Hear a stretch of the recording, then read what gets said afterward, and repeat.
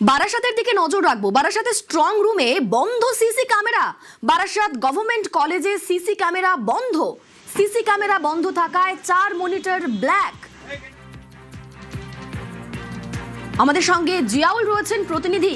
Ziaul, CC camera বন্ধ কিন্তু কেন?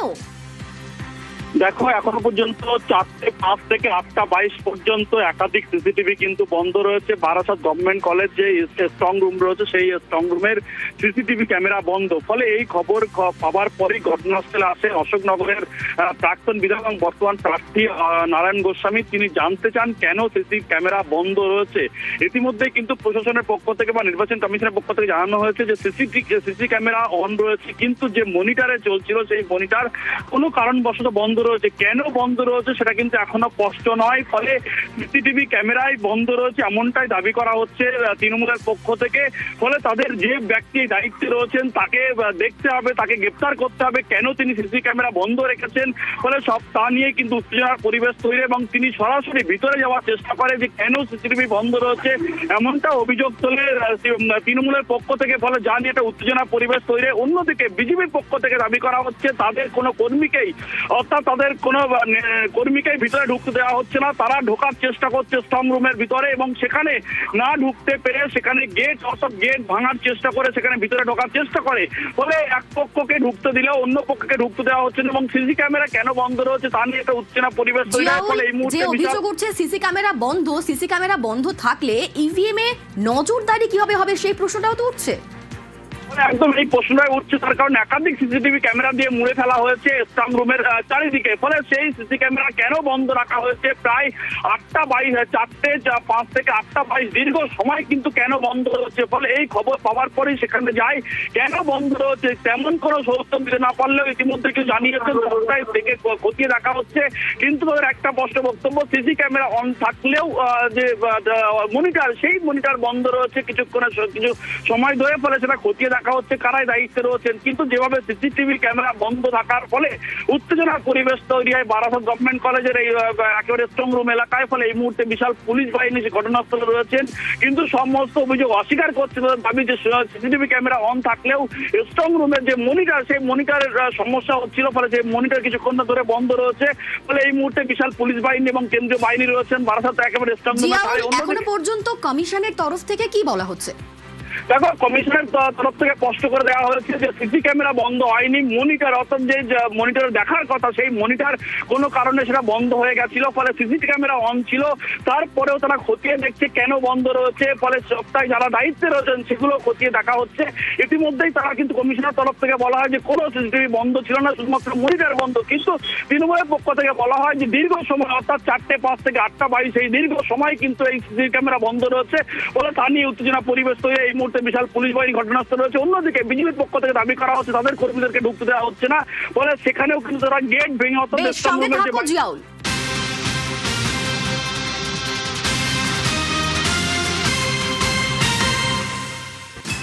এবার বারাসাতে স্ট্রং রুম সংঘাত। প্রায় 4.5 ঘন্টা বন্ধ ছিল সিসি ক্যামেরা। সিসি ক্যামেরা বন্ধ থাকার অভিযোগ তৃণমূল প্রার্থীর। ঘটনাস্থলে অশোকনগরের তৃণমূল প্রার্থী নারায়ণ গোস্বামী। তৃণমূল প্রার্থী যে অভিযোগ করছেন সেই অভিযোগ অস্বীকার করেছে কমিশন। সিসি ক্যামেরা চলছে বলেই দাবি করছে কমিশন। ঠিক এই মুহূর্তের কি পরিস্থিতি জানবো, আমাদের সঙ্গে জিয়াউল রয়েছেন। জিয়াউল, আরো একবার জানবো যে এই যে তৃণমূল প্রার্থী সেখানে গেলেন, তিনি যে অভিযোগ করছেন, এই পরিপ্রেক্ষিতে এখন ঠিক কিরকম পরিস্থিতি? পুরোপুরি কিন্তু আরো নিরাপত্তা বাড়ানো হয়েছে স্ট্রং রুমের সামনে।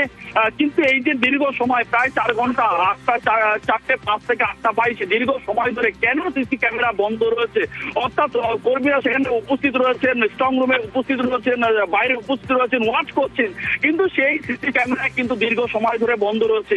বলে এখানে নির্বাচন কমিশন বা কমিশনের একটা অর্থাৎ এই যে অভিযোগ যেটা তৃণমূলের পক্ষ থেকে অভিযোগ করা হচ্ছে এখানেই কিন্তু কোনো কারচুপি হতে পারে এমনটা কিন্তু অভিযোগ করা হচ্ছে।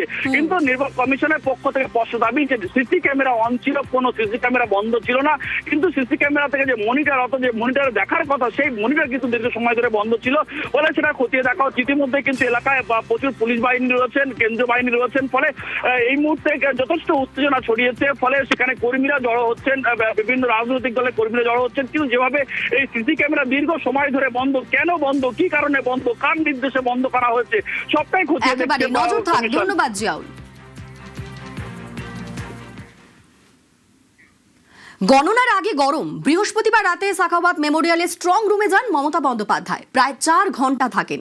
ইভিএম লুটের চেষ্টা হলে জীবন মরণ লড়াইয়ের হুঁশিয়ারি দেন। ক্ষুদিরাম অনুশীলন কেন্দ্রের সামনেও মুখোমুখি Trinamool BJP.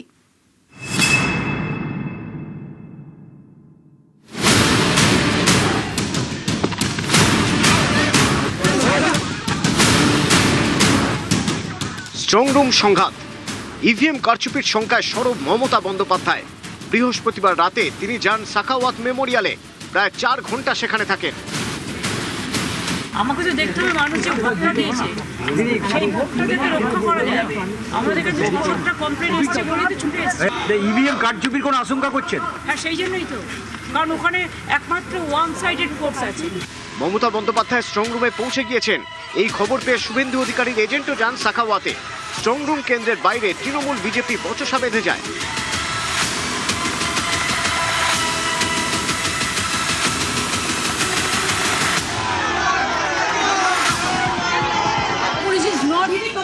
Working under us, जब से इलेक्शन डिक्लेयर हुआ है, they said they are under the election commission, and this super power, some super power is working and pressurizing them, and every day they are calling through video or the meeting or the WhatsApp, और उसको चमक देता है, उसको चमकाता है कि आप लोग को पेंडिंग का आपको केस लगा देगा, आपको सस्पेंड कर देगा, कुछ नहीं कर पाएंगे।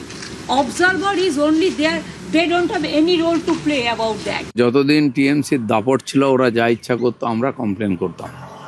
এখন হয়ে গেছে উল্টো। সেই জন্য সব জায়গায় নাটক, ভোটের দিন, ভোটের পরে এবং স্ট্রং রুমের রাজনীতি, এটা হচ্ছে হেরে যাওয়ার মানসিকতা।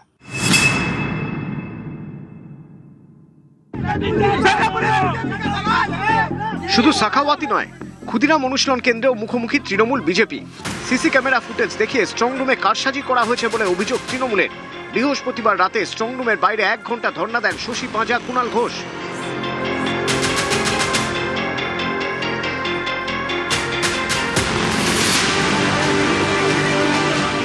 ক্ষুদিরাম অনুশীলন কেন্দ্রের বাইরে জমায়েত করে বিজেপিও। বৃহস্পতিবার রাতেই ঘটনাস্থলে যান তাপস রায়, সন্তোষ পাঠক।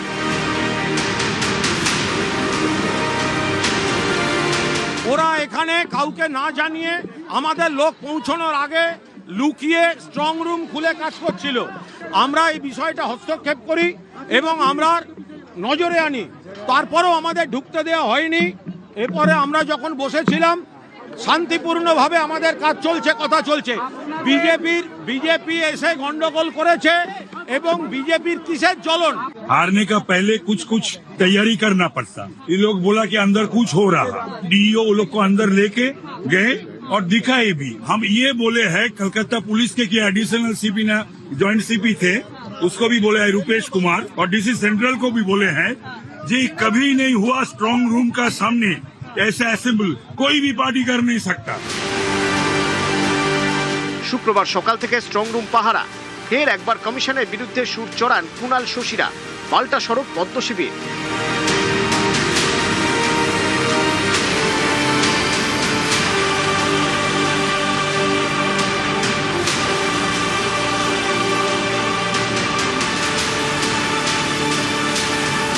সিইও ঠিক কথা বলছেন না। প্রথমে বলেছিলেন there is no movement at all. যখন স্ক্রিনে দেখা গেছে তখন সেটা ধরা পড়ে গেছে। এরপরে উনি বলছেন আমরা মেল পাঠিয়েছি। এবার আমরা যখন এসে বললাম ভেতরে কি হচ্ছে দেখব, বললেন ঢোকার পারমিশন নেই। তা মেলই যদি দিয়েছেন তাহলে ঢোকার পারমিশন নেইটা আসছে কোথার থেকে? ফলে সিইও শাক দিয়ে মাছ ঢাকার চেষ্টা করতে গিয়ে ধরা পড়ে যাচ্ছেন। কালকে ওরা অনিয়ম করেছেন, তৃণমূল ধরে ফেলেছে। ওরা শান্তি করার জায়গা পাচ্ছে না। কালকে তো সবাই ভেতরে ঢুকে গিয়েছিল, অনাথরাইজ পিপল গিয়ে ওখানে ক্যাওয়াস ক্রিয়েট চেষ্টা করেছে, দুর্গ করে দিয়ে সেফটি। আমরা তো এটাই চাইছি সেফটি থাকলে ওনার অসুবিধা কি? তো যারা চুরি করবে সুযোগ পাচ্ছে না, অভিযোগ করছে। ওরা জেনে জেনে গেছে কি হেরে গেছে, একটা ন্যারেটিভ তৈরি করছে কি ইলেকশন এজেন্ট বিজেপি কাজ করছে।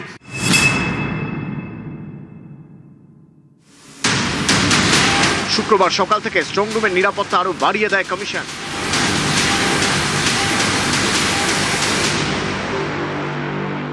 তো একটা দুর্গ করে দিয়েছে, তার কারণ হচ্ছে কাউকে কিছু না জানিয়ে ভেতরে লোক ঢুকিয়ে কাজ করছে, ফলে সেটা আমরা প্রতিবাদ করেছি। সেই প্রতিবাদে ইসিরও জ্বলন হয়েছে, আর ইসি যাদের হয়ে কাজ করে, যাদের দলদাস, বিজেপিরও জ্বলন হয়েছে। কারণ তারা যে কয়েকটি ভোট এদিক ওদিক করার একটা হয়তো আশা করছিল, তো সেটা তৃণমূল প্রতিবাদে সেটা আটকে গেছে।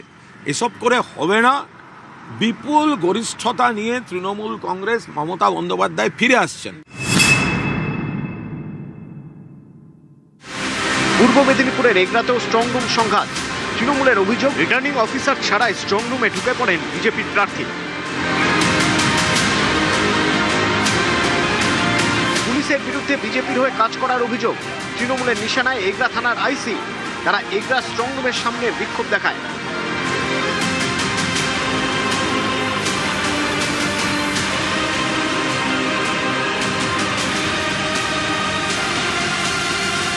এগরার আইসি বিভিন্ন উচ্চ আধিকারিকের নাম নিয়ে 212 পটাশপুর বিধানসভা কেন্দ্রের বিজেপির ক্যান্ডিডেট তপন মাইতিকে নিয়ে স্ট্রং রুমের ভেতরে ঢুকে যাচ্ছিলেন। যে বা যিনি ক্যান্ডিডেট হবেন নিয়মই আছে আরও সঙ্গে নিয়ে যাবেন ভেতরে, কিন্তু আরও নেই, কেউ নেই। তাদের নাম ভাঙিয়ে আইসি এগরা বিজেপির দালালি করে বিজেপির ক্যান্ডিডেটকে স্ট্রং রুমে নিয়ে যাওয়ার চেষ্টা করছিল। তারই বিরোধিতায় আমরা সকলে মিলে এখানে উপস্থিত হয়েছি। আমি ভেতরে কোথাও ঢুকিনি, ভেতরে কোথাও ঢুকতে দেওয়ার নির্দেশ আছে নাকি? পুলিশ যেখানে ফার্স্ট রাউন্ড আছে, সেকেন্ড রাউন্ড ঠিকঠাক ডিউটি দিচ্ছে কিনা এন্ট্রি করে আমি 2 মিনিট ওইখানে সামনে থেকে ওদেরকে দেখেছি, আর এটা আমার অথরাইজ আছে, এটা আমি বলে ঢুকেছি। এখানে খুব সুন্দরভাবে শান্তিভাবে সব ঠিকঠাক চলছে। বিশৃঙ্খলা করে এরা হ্যাম্পার করার চেষ্টা করছে, কিন্তু করতে দেবো না। ভারতীয় জনতা পার্টি এখানে দাঁড়িয়ে আছে আর আমরা দাঁড়িয়ে আছি। উত্তর 24 পরগনার বনগাঁতেও স্ট্রং রুম নিয়ে সংঘাত। গণনা কেন্দ্রে সিসি ক্যামেরা নিয়ে একাধিক অভিযোগ। বিভিন্ন সময় সিসি ক্যামেরা বন্ধ কেন, প্রশ্ন তৃণমূলে। নিউজ 18 বাংলা। গায়ে ইউনিফর্ম, হাতে অত্যাধুনিক আগ্নেয়াস্ত্র। কালীঘাট থানার ওসি, তার পোস্টে রীতিমতো বিতর্ক। সোশ্যাল মিডিয়ায় পুলিশ অফিসারের পোস্টে বিতর্ক এবং কালীঘাট থানার ওসির বিরুদ্ধে কমিশনে তৃণমূল। কমিশনের হস্তক্ষেপ দাবি তৃণমূলের রাজ্য সহসভাপতির। মুখ্য নির্বাচন কমিশনার মুখ্য নির্বাচনী আধিকারিককে চিঠি কলকাতার পুলিশ কমিশনারকেও। ওসির পোস্ট আপত্তিকর বলে দাবি। ইউনিফর্মে আগ্নেয়াস্ত্র হাতে পোস্ট বেআইনি বলে দাবি। সমাজ মাধ্যম ব্যবহারে পুলিশের নির্দেশিকার উল্লেখ করেই সরব। জয়প্রকাশের প্রশ্ন, অত্যাধুনিক আগ্নেয়াস্ত্র আদৌ ওসির জন্য বরাদ্দ? জয়প্রকাশের প্রশ্ন, অত্যাধুনিক অস্ত্র ব্যবহারের প্রশিক্ষণ আছে ওসির? হুমকির সুরে ক্যাপশন বলেও দাবি জয়প্রকাশ মজুমদারের। ভোটের মধ্যেই হুমকির সুরে ক্যাপশন বলে দাবি করা হচ্ছে। 29 মার্চ কালীঘাট থানার ওসি বদল করা হয়। পরে দ্বিতীয় দফা ভোটের আগেও ওসি বদল করে নির্বাচন কমিশন। কালীঘাট থানার দায়িত্বে আসেন গৌতম দাস। কলকাতা পুলিশের স্পেশাল ব্রাঞ্চের অফিসার গৌতম দাস। এবার সোশ্যাল মিডিয়া পোস্টে বিতর্কে কালীঘাট থানার নতুন ওসি, এবং এই বিতর্কের পরে পোস্ট ডিলিট করেন কালীঘাট থানার ওসি।